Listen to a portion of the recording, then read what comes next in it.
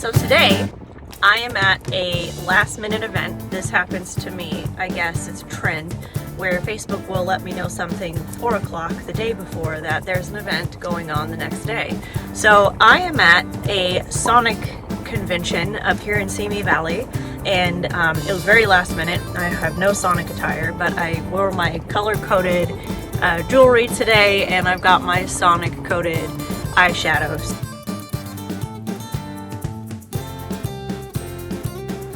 I can't wait to see what's happening today.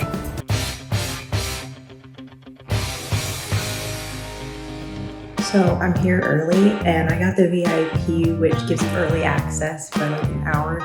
There are so many people here already.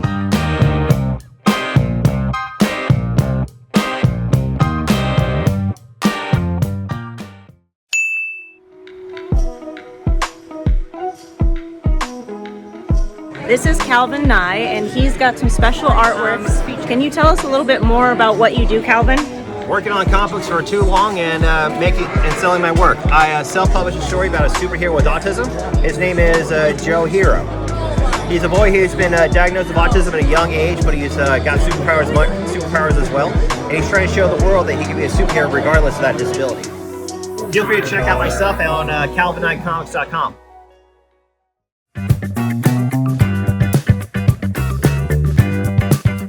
My heart just about stopped when I saw these.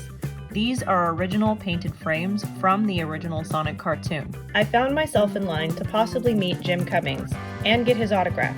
That is until I noticed his manager coming around collecting payment. So out of curiosity, I googled how much it might be to take a picture with and get his autograph. And let me just say, it was a little more than I'd planned for the weekend. So I stepped out of line, perhaps next time. And also on my list of perhaps next time is my favorite Knuckles plush. I don't know if the creator of this plush intended it, but I couldn't help but notice how this little guy looked strikingly like Ugandan Knuckles. Mark my words, I'll be back for you both.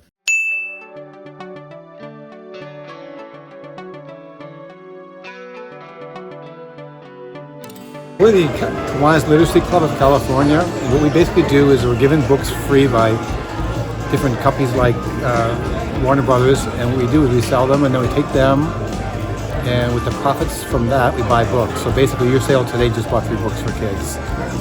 I am Ben Delgado. I'm the Vice President of the Kiwanis Literacy Club Foundation. You can distribute books out in your community or to underserved communities by sponsoring book distributions. Each book, if you were to sponsor one, it is labeled with one of these labels. It will have your business advertisement on the label as well. And you can get these books out to underserved communities and the children out in their communities. Also, one thing we offer is with the Kiwanis Club, if you have one in your location, in your neighborhood, they can help you sponsor books for your library, for other groups of people that could use books. We just gave 500 books to the kids in Lakewood, sponsored by the Autistic Kiwanis Club.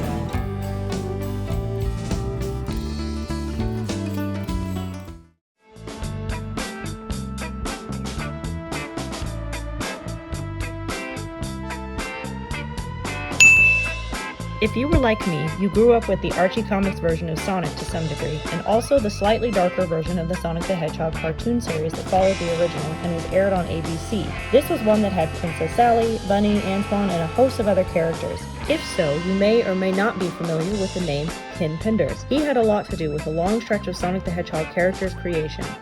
I was very excited to meet him, as he authored a large part of my childhood. Today, he was set up with his wife Bernie, who, if you did not know, was Sonic the Hedgehog's mother's namesake. Bernie let me know that if I had collected any of the Sonic comics that Ken worked on, they were worth significantly more than when we purchased them back in the day. These two were so sweet and fun to meet, and it was such a thrilling part of my day. If you would like to check out any of the things Ken has going on today, or if you're interested in the old-time Sonic merchandise or comic books that he had a hand in, you can find them at kenpenders.com.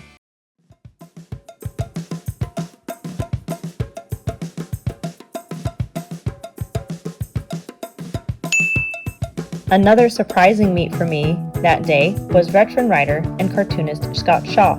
If you've ever eaten a box of Fruity Pebbles or picked up a comic book by DC or Hanna-Barbera, chances are you've held Scott's work. He was also the original illustrator for Sonic's debut comic books, of which he sells the prints. Needless to say, I got one with his autograph. Scott was kind enough to sit down and take some time out of his day and give me some great industry tips. A solid individual with a heart full of stories and humanity. He shared with me some projects he has in the works, and I can't wait to see them come to fruition. If you would like to check out Scott's work, go to shawcartoons.com. I'm with the famous Matt Schofield today, and we are set up here. He's got a booth. I'm going to let him tell you a little bit about what he's doing today.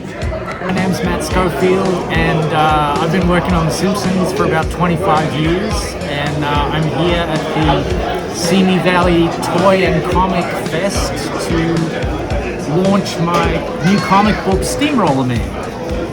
Steamroller Man is a superhero comedy comic. It's in the vein of things like The Tick and Venture Brothers and One Punch Man. So if you like things like that, then you'll like Steamroller Man. And Audra just bought the first issue and the mini comic. So thank you very much. Thank you, Matt. Appreciate it. When I bought Matt's Steamroller issue number 1, it came with a free illustration of a Simpsons character. He asked me which one I'd like him to draw, and I told him, draw his favorite. He said that's easy, that would be Mo. As you can tell, I sped this up for the video, but what was really impressive to me is that Matt sketched this up in like 2 minutes. That would easily take me 45 to an hour. I still can't believe that I have an original Simpsons drawing from the Matt Schofield. I can't wait to read these and then frame them. If you would like to check out Steamroller Man for yourself, head over to the Steamroller Man link tree.